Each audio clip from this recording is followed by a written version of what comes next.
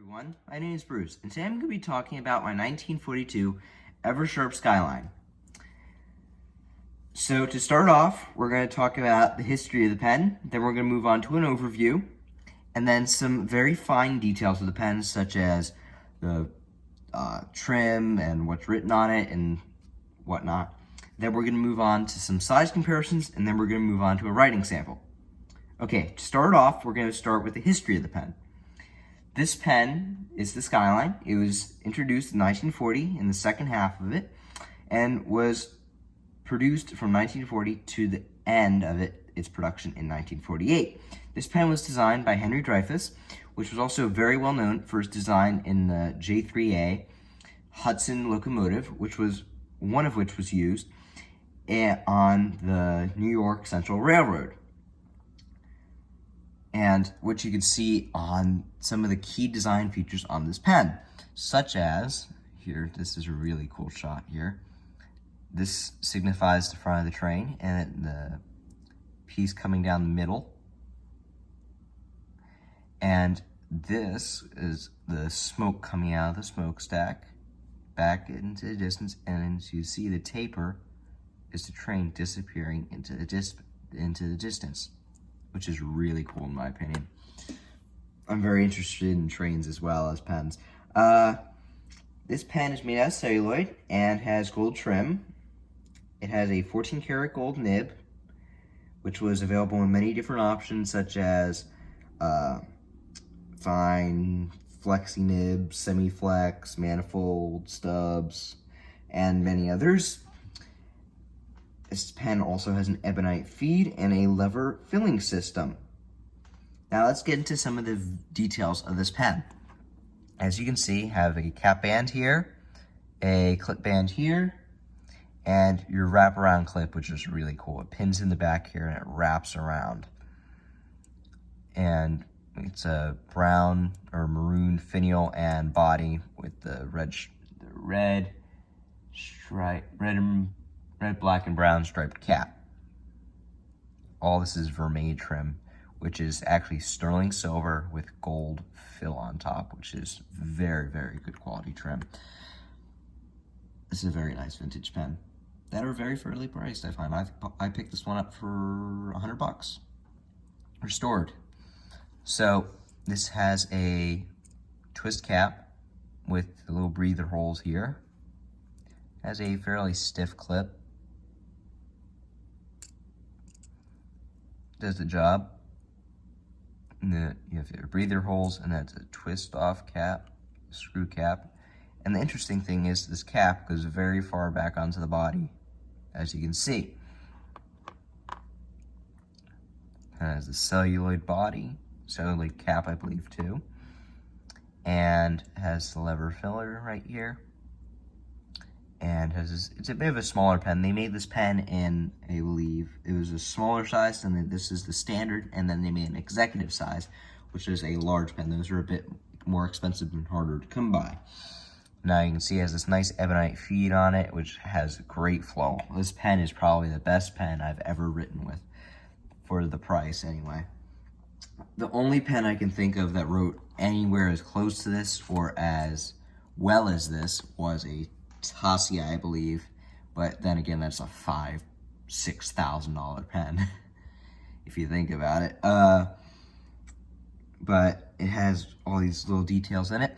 It has what's known as a teardrop nib with the Eversharp logo. It says 14 karat. This pen was made in the USA, and as you can see, that stub nib right there.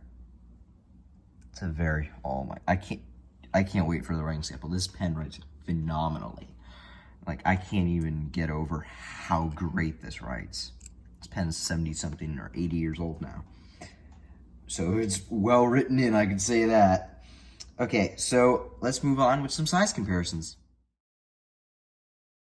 Okay, to start off the size comparisons, we're going to go over a couple more vintage pens to compare it against. So, starting off capped, we have my Parker 51 Aerometric,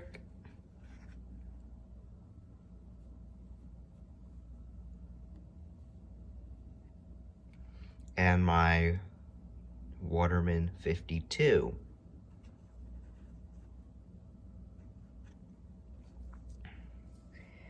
Okay, now on to uncapped. So, uncap these pens. I'm not going to do a post comparison today because these pens, I don't want to possibly damage these pens.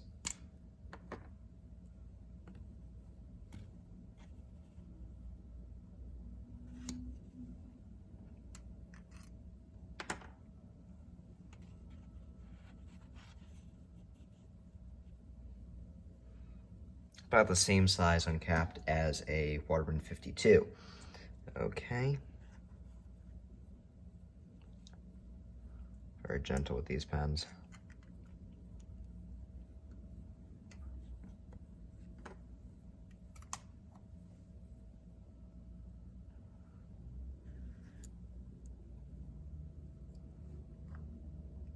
Now for some modern pens.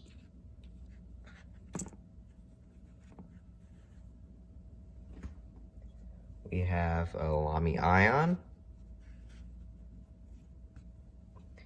a Lamy Safari as an entry-level pen, a Pilot Vanishing Point, and a Lamy 2000. Small pen, very small pen. I'd say, if I remember correctly, it's about I'd say it's about in the 5.5, 5.5 range. Capped. And let's do uncapped.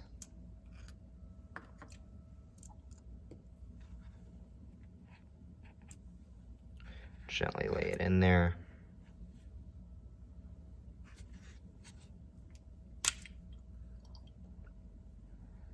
Some of these pens are gonna just look huge under next to it.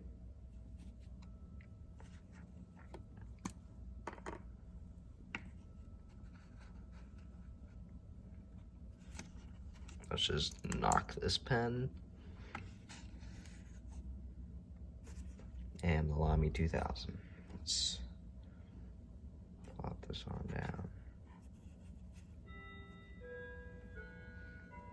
And that's how that looks. Now let's pick up all these pens.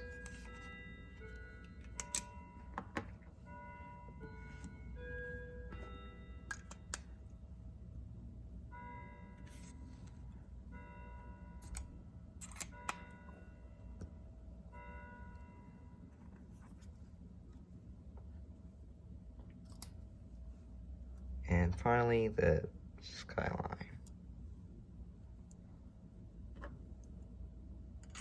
Okay, let's move on with a writing sample.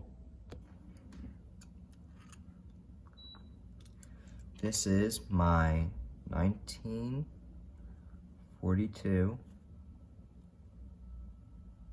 Eversharp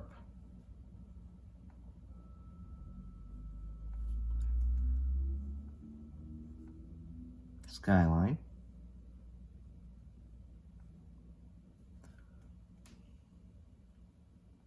The ink I'm using today is Mont Blanc.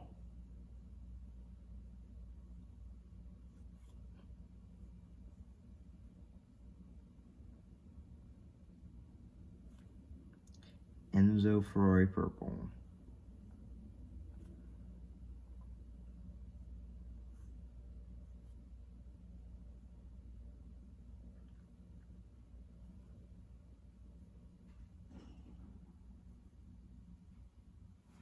Here's the swatch of the ink. Nice, very pretty purple.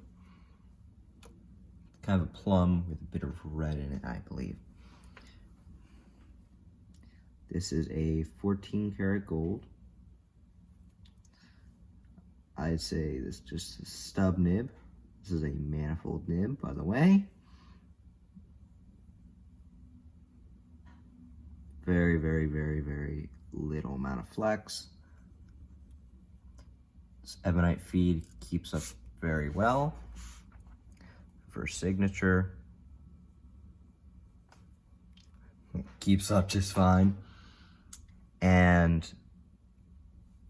this pen is just, the flow is just fantastic. I have to keep the pen tilted a little bit. It's on a bit of oblique, but it keeps up just fine. I'm quick writing. But that's going to wrap up today's review on my 1942 Eversharp Skyline. My name is Bruce, and thanks for watching.